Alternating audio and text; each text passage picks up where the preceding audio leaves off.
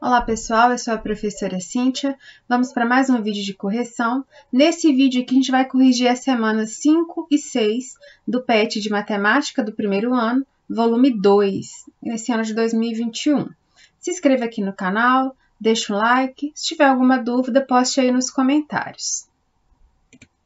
Bom, nas semanas 5 e 6, você tem muito mais a função de ler e entender um pouco sobre os temas abordados, porque atividades elas são bem pouquinhas. Então, na semana 5, ele fala um pouco sobre inequação, ele apresenta, fala aí um pouco do que é uma inequação, que é uma sentença matemática que expressa desigualdades e mostra os símbolos matemáticos que nós utilizamos, então menor que, maior que, menor ou igual, maior ou igual, e vem mostrando aí algumas características e também exemplos na resolução aí de inequações. Indo para a atividade, ele traz uma problema. Ele diz que a dona Maricota, na pandemia, passou a fazer salgados para vender. Ela tem um custo fixo de R$ 64, mais o custo de 90 centavos por salgado feito. Sabendo que ela vende cada salgado a R$ 2,50, pergunta quantos salgados ela deverá vender para que o valor arrecadado supere os seus gastos. E aí ele fala, primeiro em fazer a fórmula. Então, o custo, olha, ele é calculado somando esse valor fixo mais os 90 centavos para cada S. Então, é 90 centavos vezes S, onde S representa cada salgado que ela produziu, E também tem a fórmula da arrecadação, que é 2,50 vezes S, ou seja, ela arrecada 2,50 para cada salgado vendido. E aí, na equação que queremos, será o valor arrecadado ser maior que o custo. Então, nós podemos representar isso, olha, como sendo 2,5x maior que 64 mais 0,9x, ou seja, a arrecadação maior que o custo. E o problema ainda fala que a gente poderia escrever de uma outra forma, o contrário. Nós poderíamos colocar o custo sendo menor que a arrecadação. Então, 64 mais 90 centavos de cada salgado vendido pode ser menor que 2,5x. Lembrando que esse x aqui, ele generalizou a fórmula, Então, é o mesmo sentido. Olha, 64 mais 90 vezes S vai dar a mesma coisa que o 64 mais 0,9x, ou 90 centavos de x. E aí, ele traz aí o método algébrico, ele resolve e ele chega aí, olha, resolvendo aqui, ele diz que significa que a quantidade de salgados tem que ser maior que 40, Então, ela precisa vender no mínimo 40 para não ter prejuízo. Então, quando ela vende 40 salgados, ela saldou todo o gasto que ela teve na produção, o gasto fixo mais o gasto para cada salgado. Ela não tem lucro e também não tem prejuízo. Então, a partir de 40 é que ela começa a ter lucro,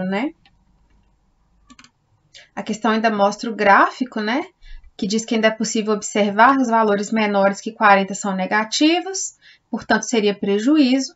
E os maiores que 40 na função é positiva e significaria que havia lucro. Então, aqui no 40, olha que está bem aqui no eixo do x, é o ponto de equilíbrio, Ela não tem lucro e não tem prejuízo. Para todos os valores maiores que 40, então, para qualquer salgado a mais que ela vender além de 40, ela tem lucro. Abaixo, se ela vende o valor abaixo de 40, ela teria prejuízo. E aí, pede para a gente fazer a mesma coisa, Pede para a gente resolver uma questão similar. Ela diz que uma empresa que trabalha com cadernos tem um gasto fixo de R$ 400, mais um custo de 3 por caderno produzido. Sabe-se que cada unidade será vendida a R$ 11. Então, quer saber quantos cadernos deverão ser produzidos para que o valor arrecadado supere os gastos. Então, nós conseguimos estabelecer aqui duas relações, Então, a gente tem o gasto, que ele vai ser definido por 400 mais 3x, onde x representa a quantidade de cadernos produzidos, Então, quando a gente fala em gasto, esse gasto fixo, ele é comum a qualquer empresa, seja de venda, de produção. O gasto fixo, ele pode ser representado, por exemplo, com aluguel, água, luz, são custos que eles vão existir independente aí da produção. E ele ainda tem um gasto variável de R$3, ou seja, a cada caderno produzido ainda tem um gasto de mais R$3. Ele é variável porque quanto mais cadernos são produzidos, maior é esse gasto, e quanto menos cadernos, menor é esse gasto. Já a arrecadação, ela é representada aí por 11 vezes X, né? Então, R$11 vezes a quantidade de cadernos vendidos. Então, nós vamos colocar aqui, olha, que a arrecadação 11x deve ser maior que esse gasto aí, que é de 400 mais 3x. Vamos resolver, ó. Então, eu vou ter que 11x menos 3x deve ser maior que 400. 8x deverá ser maior que 400. Então, x é maior que 400 dividido por 8. Resolvendo isso aqui, a gente tem que a produção tem que ser maior que 50 cadernos, né? Então, ela tem que produzir no mínimo 50 cadernos, não para superar o gasto, mas para que ela consiga aí ter uma igualdade, né? Ela não ter lucro, mas também não ter prejuízo. Vou mostrar para vocês aqui, olha, a representação gráfica que eu fiz no GeoGebra, justamente dessa função, tá vendo, olha? Então, o 50 aqui, olha, é o ponto neutro, digamos assim, né? É o ponto de equilíbrio, é onde ela pagou todas as despesas, mas não tem lucro.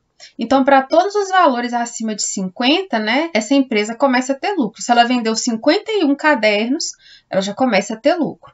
Abaixo de 50, ela teria prejuízo. Então, tá aqui a representação gráfica para vocês verem, se quiserem construir aí no caderno, né? Então, para todos os valores maiores que 50, lucro, para todos os valores menores que 50, prejuízo, sendo que o 50, ele representa o ponto de equilíbrio, onde não há nem lucro e nem prejuízo. Aí, para a gente marcar a questão correta aqui, não pode ser a letra A, porque a letra A não supera, o 50 não supera. Fala que a arrecadação nunca será superior, não é correto. Os gastos nunca serão superiores, também não é correto. Ficou entre o 70 e o 90, né? Qualquer um dos dois aqui representa lucro, né? A gente já viu que 51 cadernos produzidos já teria lucro.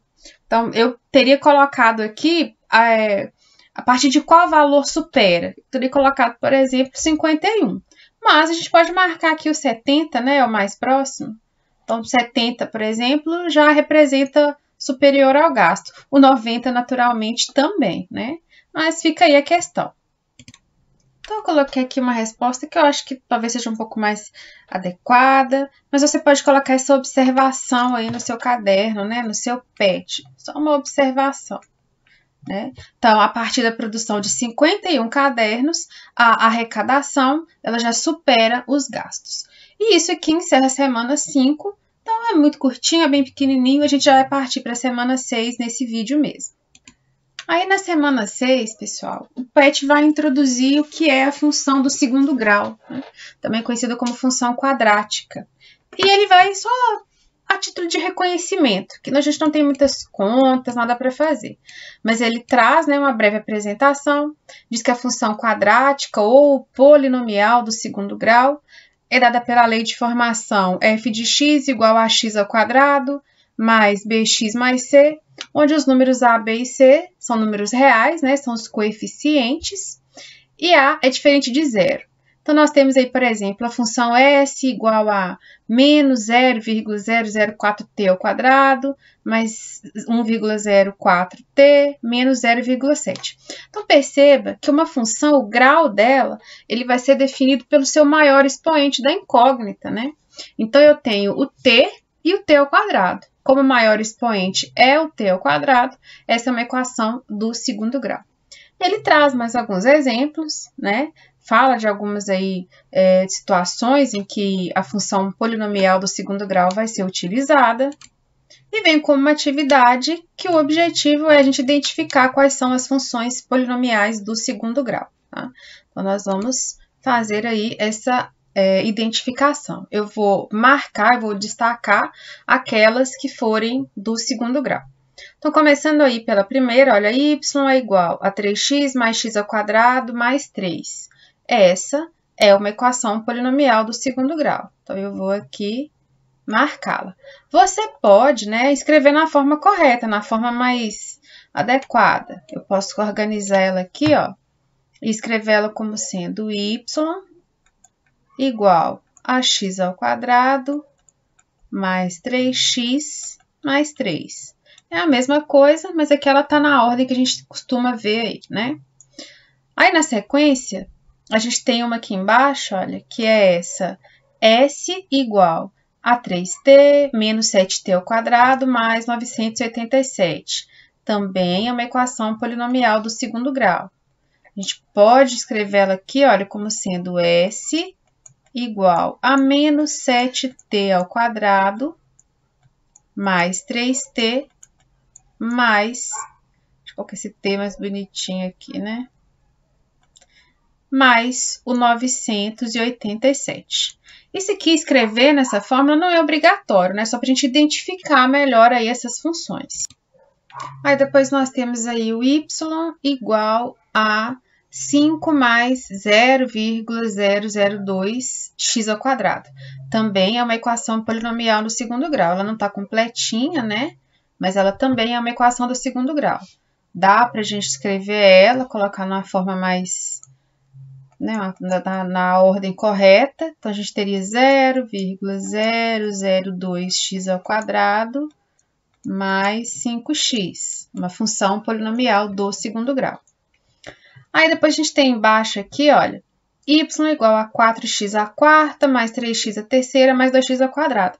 Essa já não é uma equação polinomial do segundo grau. Embora tenha aqui um valor elevado a 2, né, ao quadrado, o maior expoente é o 4. E é o maior expoente que determina o grau da função. Então, ela não é polinomial do segundo grau. Aí depois tem o 4r à quinta igual a x ao quadrado. A gente está falando aqui de incógnitas distintas, né, diferentes. Isso aqui é uma igualdade, não parece ser uma função polinomial do segundo grau, né? Agora, a próxima, sim. Nós temos menos 5x ao quadrado igual a 3 mais 9,87x mais f de x. Isso aqui a gente pode organizar da seguinte forma. Ela pode ser o f... eu vou colocar antes, para a gente não confundir o sinal. Vou passar todo mundo para o primeiro membro. Então, eu vou ter menos 5x ao quadrado. Vou passar menos 9,87x, está positivo, eu passo negativo, menos 3, igual a f de x. Ou seja, posso falar que f de x é igual a menos 5x ao quadrado, menos 9,87x, menos 3. Então, é uma função polinomial do segundo grau. O próximo, y é igual a 3x mais 98 mais 2x. Isso aqui é uma função do primeiro grau, né? Uma função afim. E aqui a gente tem k igual a k ao quadrado mais 3 menos j. Aqui a gente pode reescrever isso também, olha. Deixa eu pegar um espacinho aqui. Eu posso passar esse j para o primeiro membro, ele vem positivo. Então, j vai ser igual a k ao quadrado menos k, que eu vou levar aqui do primeiro para o segundo membro, mais 3. Então, aqui a gente tem uma função aí do segundo grau, né? Deixa eu colocar ela um pouquinho menos feinha aqui. A gente teria k ao quadrado menos k mais 3. Então, também vamos colocá-la como uma função polinomial do segundo grau. Então, todas aí que estão marcadas para vocês aí são funções do segundo grau, né? Então, aqui, aqui e aqui. Vamos deixar mais ou menos bonitinho aqui.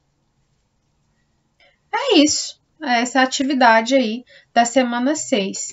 E depois ele ainda traz aí para vocês, olha, uma explicação, né, de como construir ao gráfico da função polinomial do segundo grau. Lá na equação do primeiro grau, na afim, o gráfico era uma reta, agora o gráfico ele já vai ser uma parábola, né? O PET mostra como a gente atribuir valores para poder construir essa parábola. Então, você atribui valores para x e vê como a função se comporta, né? Então, eu tenho a função x ao quadrado menos 5x mais 6. Se o x vale 0, o valor da função é 6, né? 0 ao quadrado, menos 5 vezes 0, mais 6, dá 6, e assim por diante. Então, ele fala um pouco, né? A curva traçada no plano cartesiano recebe o nome de parábola, como eu comentei com vocês, né? Então, tem o estudo de sinais. Então, tem alguns exemplos que vocês podem olhar. Tem um outro exemplo aqui de função do segundo grau. Eu imagino que lá, na próxima edição, o PET vai aprofundar um pouco mais aí nas funções polinomiais do segundo grau. Mas, enfim, era o que eu queria passar para vocês. Eu encerro aqui o vídeo. Espero que vocês tenham gostado. Se inscrevam aqui no canal, curtam, compartilhem. Se tiver alguma dúvida, postem aí nos comentários. Se não concordaram com alguma coisa, postem aí também que eu posso rever. E até o próximo volume, né? Já que aqui nós já temos as 2 últimas semanas. Um abraço e até a próxima atividade.